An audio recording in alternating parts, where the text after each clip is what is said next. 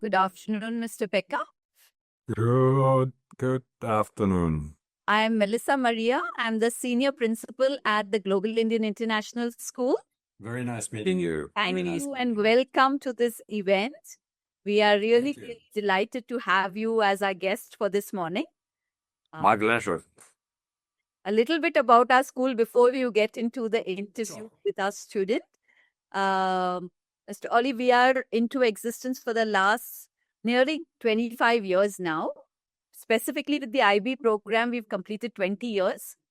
We have more than 2,000 of our graduates now out, either at university or workplace. And I think, the GIIS IB DP program is a well-known program in Singapore. We are headquartered in Singapore. We are part of the Global Schools Group. We have 64 campuses now in 11 countries. And a number of our campuses are pursuing either PYP or they are doing the DP, or some of them are also on the continuum. Okay.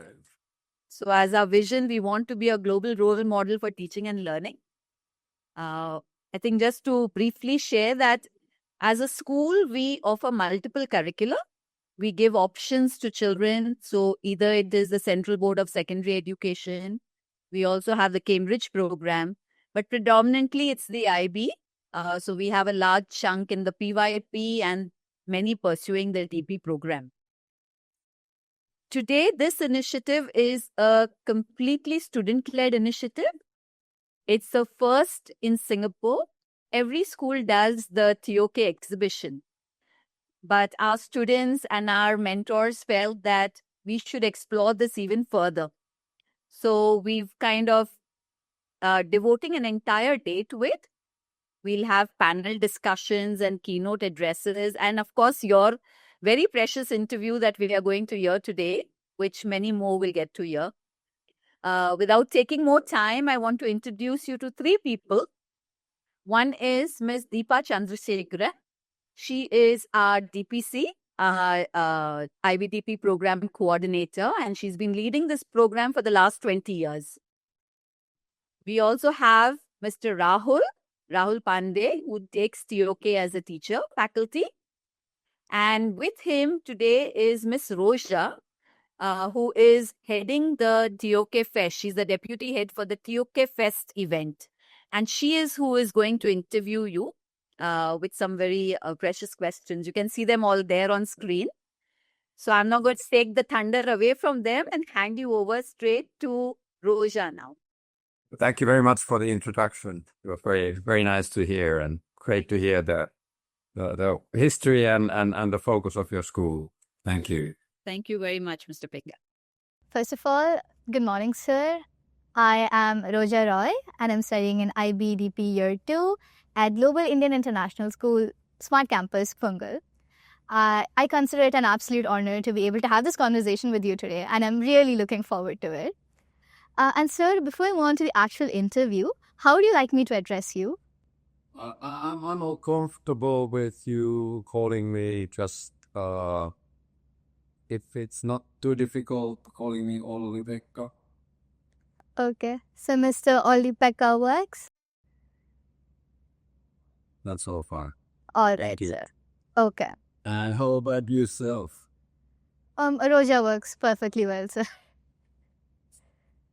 Roja. As if Ms Roja. That works, yes, sir. Thank you. Okay. So, sir, if you're ready, shall we commence with the questions? So fun. Sure. Right off the bat, sir, let it be about the origin of TOK. As students, we understand that theory of knowledge has always been considered an integral part of the IB curriculum. But there's one question that's always intrigued us as students that study the subject. What was the original objective behind introducing TOK into the IBDP curriculum? Invention of some great educators when the IB program, the diploma program, was first created.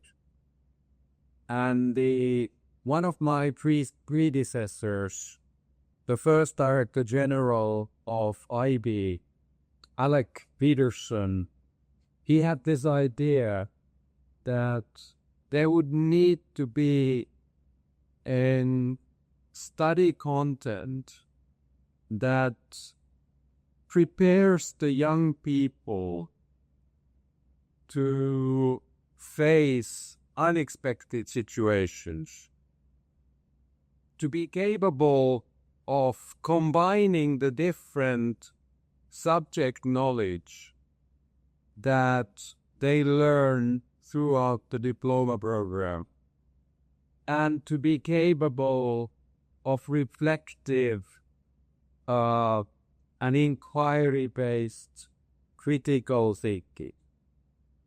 So that was really the basic idea, and as we have seen the evolving of the world, I dare to say that TOK is now even more important than when it was first created.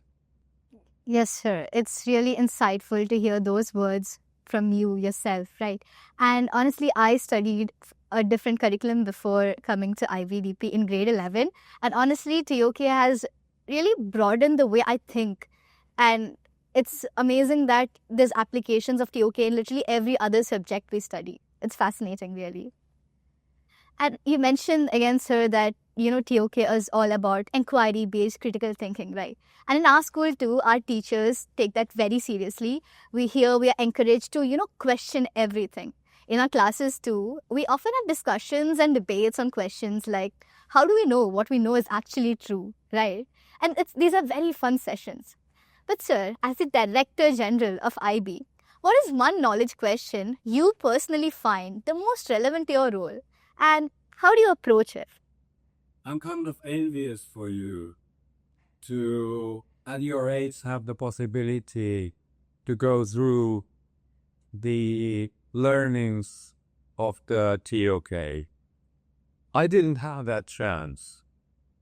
And I have been so many times in a situation that I wished that I would have had, as a young person, the possibility to look at the world through the lenses of TOK. Answering your question, in my leadership role, what is the one question that I am constantly using in my work?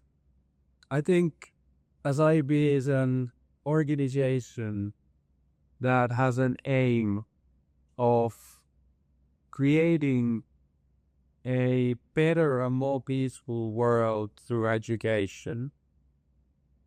And when I'm leading the organization, the personnel and the community, the question I'm constantly asking is that, are we proceeding to the right direction with the right speed, considering the resources that we have?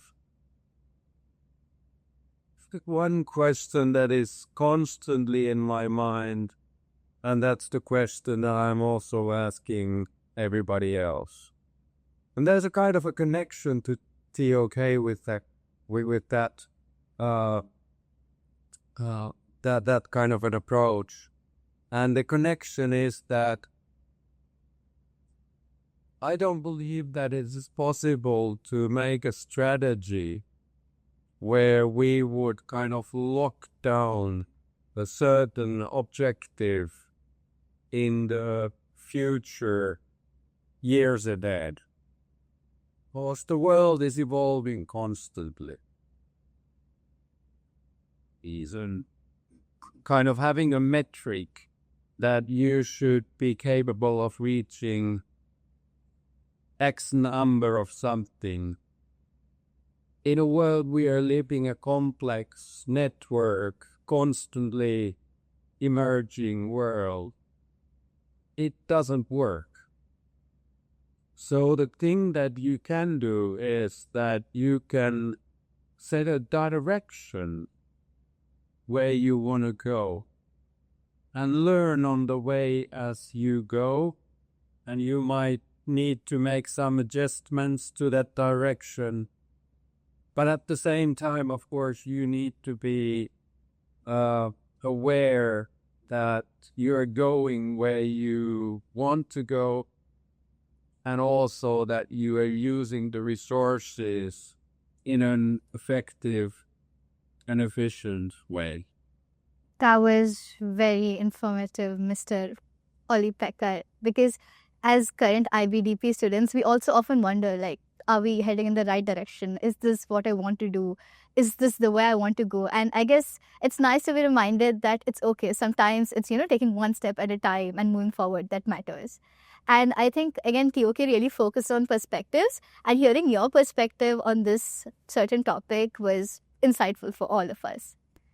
And Mr. Pekka, you mentioned that the world is constantly changing at a pace that sometimes you can't really keep up with, right? Especially with technological advancements such as artificial intelligence. So, as students, we just wanted to know that how is IB adapting its educational approach to prepare its students for a rapidly changing world? Ms. Rosa, that's an excellent question. Artificial intelligence is part of the world where we are living. And it is as it is with everything that we humans, we create the world around us, and then the world around us shapes us. So we have created the artificial intelligence, but also the artificial intelligence that we have created, it has an impact on us. And that means that there are many things that we have to take into consideration, how to support the young people to grow up and be ready for a world where AI is a big part of that reality. And I think the most important way to do it is to engage with AI, to see how it works, to experiment it, use it, learn what it is capable of doing, but also learn what are its weaknesses, and really be capable of using it as a tool. The artificial intelligence also has a big impact on what are the things that we humans must master. And by that I mean, for example, that we already now seeing that as artificial intelligence is taking care of some of the cognitive tasks that we humans have been doing before, what becomes more important for us humans is our capability to make ethical choices, our capability to have the intentionality to solve problems and create a better and more peaceful world together with other humans using the strengths of the AI.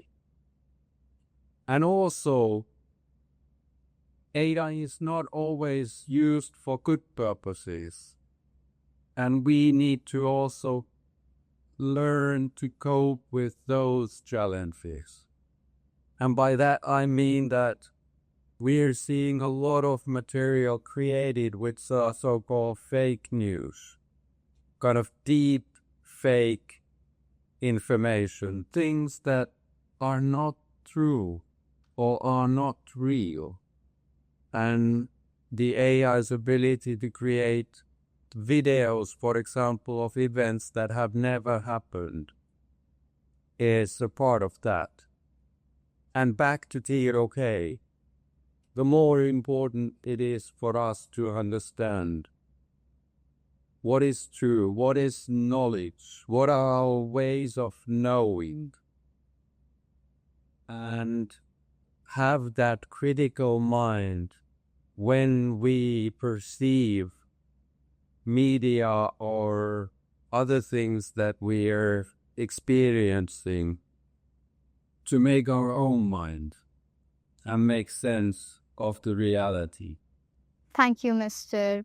Olli-Pekka. I fully agree with the point that you mentioned that to deal with AI, the solution is to not shield students from it, but rather to make them engage with it so that we know what it's capable of and to know what to stay away from.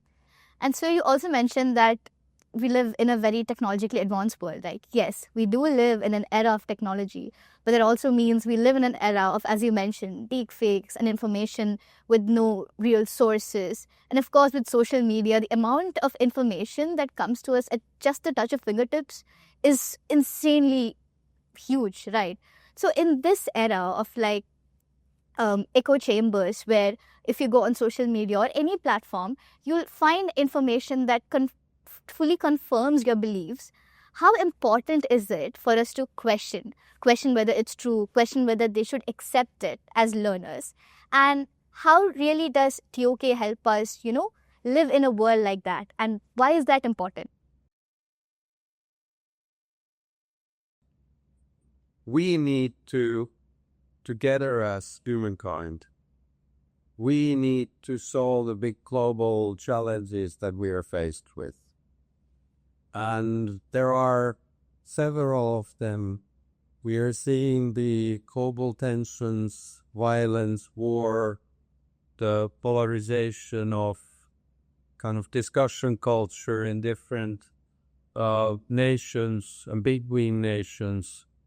We are seeing the inequalities, the challenges of climate change, loss of biodiversity, pollution. Those are challenges that are connected to all of us humans. Their solutions lie on our human capability to change the way we look at the world, change the way we consume, change the way we treat each other. And that makes them educational challenges. And we cannot solve, and they cannot be kind of any single persons or a small group of persons who can solve those problems. But as we need to do it together, we also need to understand people who think differently than we. Understand where they are coming from. Why do they think the way they think? Where are they situated? We are often arguing about things with each other when we could kind of ask that, why are you thinking that way you're thinking?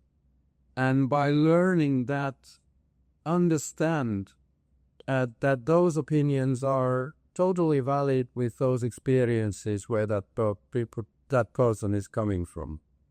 Or disagree with that person, but do it in a respectful way.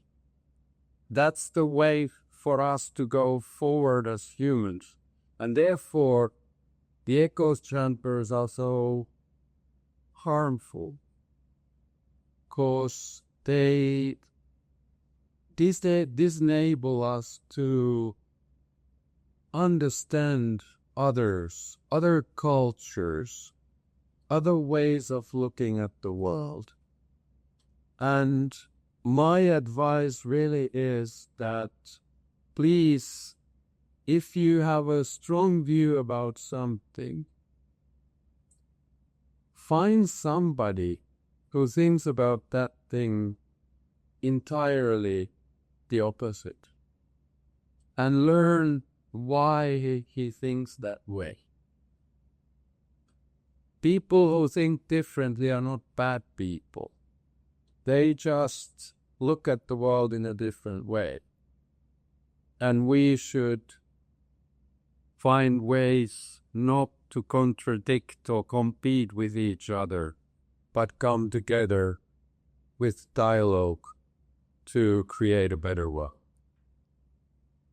Of course, Mr. Olli-Pekka. I completely agree with you, because often you see that in this era, in these times, people only tend to converse with people who have the same opinions. They believe if that's not the case, it's sort of an attack on them. But it's very important as students that we realize that listening to arguments from the opposing side, from another side of the same issue, is not an attack. It's basically another step towards understanding and resolving an issue.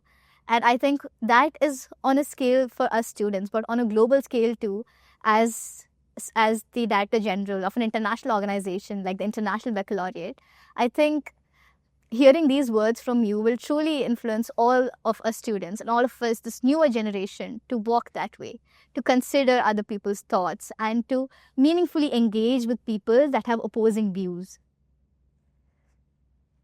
And sir, in TOK, right? The thing with TOK is that most of us students, while we do find it very exciting, sometimes it becomes a bit challenging because it forces us, it asks us to step outside our comfort zones. So, what advice would you give to students who struggle with uncertainty or open-ended questions in TOK? I fully understand the struggle. I struggle with that kind of questions all the time myself.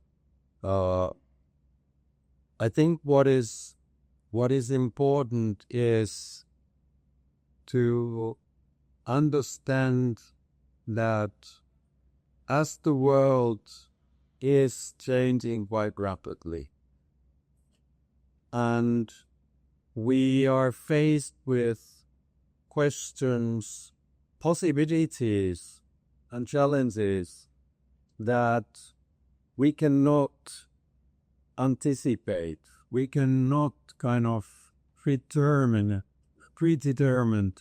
what they are. So they come to us kind of as surprises. We need to learn to deal with that kind of situations. A kind of a negative challenge thing, but it's definitely a positive thing, because if we really think that where does learning come to? Learning actually doesn't start with being sure about something, knowing something. That's not the start point of learning. The start point of learning is not knowing, and also admitting that you're not knowing, having that humbleness in each phase of a human's life, to admit that there are things that I don't know. And that is always an unfamiliar territory.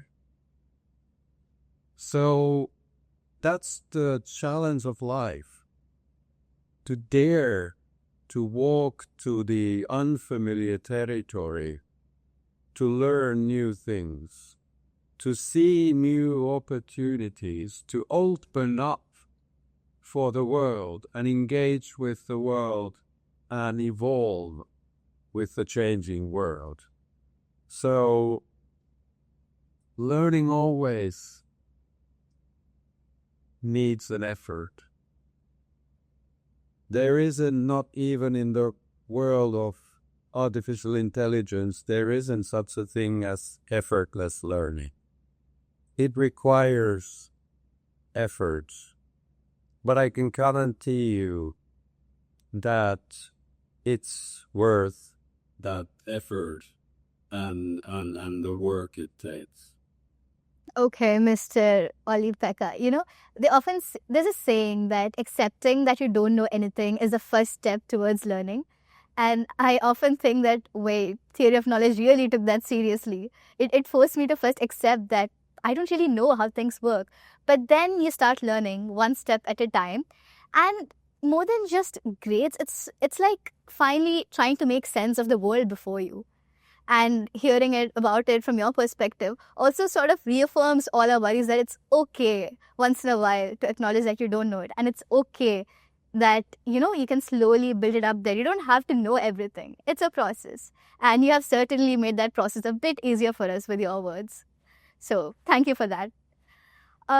Sir, as the Director General, again, of an international organization like the IB, I just wanted to ask you, how do cross-cultural perspectives and interaction with diverse cultures shape the way we know things? And why is taking information and engaging with different cultures and perspectives so important to TOK? That question today is so valuable because of the global challenges that I mentioned earlier. We have, as humankind, we have found ways to live in peace and find the rules and principles how to live in harmony in a family and in a community, whether it's been first a tribe or a small village and then a bigger city and then a nation. But we are now in front of the challenge that how are we capable of living in harmony on the planetary level? We have a world where competitiveness means competitive against somebody else. The idea is to be better than somebody else. You compete with other organizations or other locations or nations or companies. But that kind of game is always a finite game. There's an end to it. There's a moment when somebody wins and somebody loses. With the challenges of the planet, we want to learn to play a game which would be infinite. That we would allow also the future generations to be capable of experiencing the wonders of life. And that won't happen if we don't understand and respect different cultural backgrounds. And that also includes us understanding and valuing, for example, the wisdoms of indigenous people and cultures. Because those cultures have lived tens of thousands of years and being capable to create a sustainable way of living in peace with each other and the nature and the land in that context, in that place. And there is something extremely valuable there. But we would need to learn to do the same thing on a planetary level. And that's why that intercultural understanding, respect is so important. Indeed, Mr. Olli-Pekka. Your words are especially valuable right now for us IB students because we're about to sort of step out of a bubble. We're going to go into universities in different parts of the world. We're going to engage with people who belong to different cultures. And your words serve as a very important reminder that it's very important that you respect other cultures, that you learn from them, and you imbibe those good values into yourself so that you can one day be the best version of yourself. And so you spoke about how competing with others is finite. It actually reminded me of a quote that my friend used recently. It was at the closing ceremony of an MUN, and he mentioned that I won't say that any of you have done your best, because if I say that you are the best right now, that means that you won't be able to do better. it reminded me of that. And I fully agree with that. Competing with others, it sort of limits your competition. But then when you compete with yourself, when you try to make yourself better every single day, that is the best kind of competition. That is infinite. And I think reminding ourselves that once in a while is very important to grow in a healthy way. So thank you so much, sir. And sir, as we try to improve ourselves every day, every year, the students of IBDP this year have taken an initiative. That is this year's TOK Fest. And this year's Theory of Knowledge Fest is the first of its kind in Singapore. And once again, we are delighted to inform you that it's student-led. So, Mr. Olli-Pekka, we would be honored if you could share a few words about this event and perhaps offer a message to all the participants who look forward to continuing their journeys of questioning, discussing, and exploring knowledge by attending this event. And first of all, I would like to actually start by congratulating the Global Indian International School for the reason that, to me, this TOK Fest organized by the students tells a lot about the school culture and something very, very valuable. It tells me that there is a school culture where the students have agency. They have the ability to be having a voice, to be heard, and to know that they have been heard. And that's so important, not only of kind of learning how to function as a culture, but also of growing that agency and motivation to take action and make a difference. And secondly, I would definitely like to thank you students for coming up with this idea and organizing this all. Because at the end, that's really what's important in the world. It's important what you know.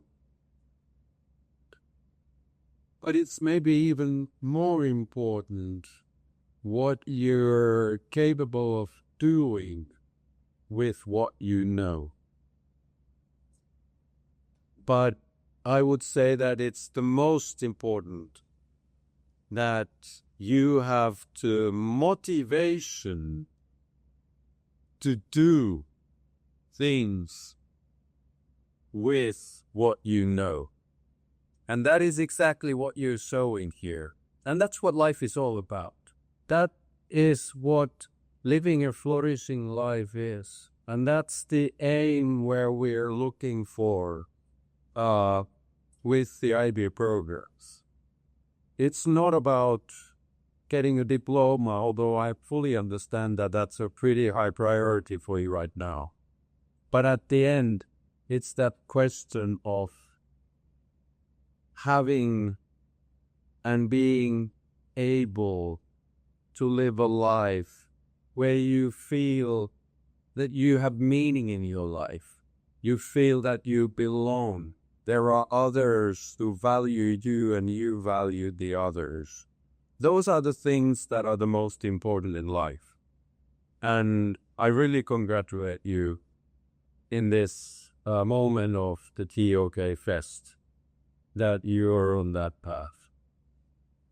Thank you so much, Mr. Olli-Pekka. Your words truly mean a lot to all of us. And again, this interview did not feel like it was, something very serious. It felt like a heartfelt conversation about the things that matter in this world. And it felt like the words you've given, they're truly precious. They're invaluable. And I'm pretty sure we all would agree when I say that we'll forever remember these words in our hearts. So this is all from my end, and we truly appreciate you taking time out of your hectic schedule to be a part of this. But before we wrap up, there's a small request from our end. We'd be absolutely delighted if we could take a photo to commemorate this very special moment. So would you be okay with that? We have our teachers here, so just a selfie as a reminder of this day. I'll be totally fine with that. But before we do that, I just wanted to thank from my behalf, the professionalism, Ms. Rosa, that you have shown in creating the space for this interview to happen. It's been really a pleasure from my side, and I've also felt that it's been a very, very, very pleasant ability to have this discussion. Thank you. Thank you. Thank you so much, sir.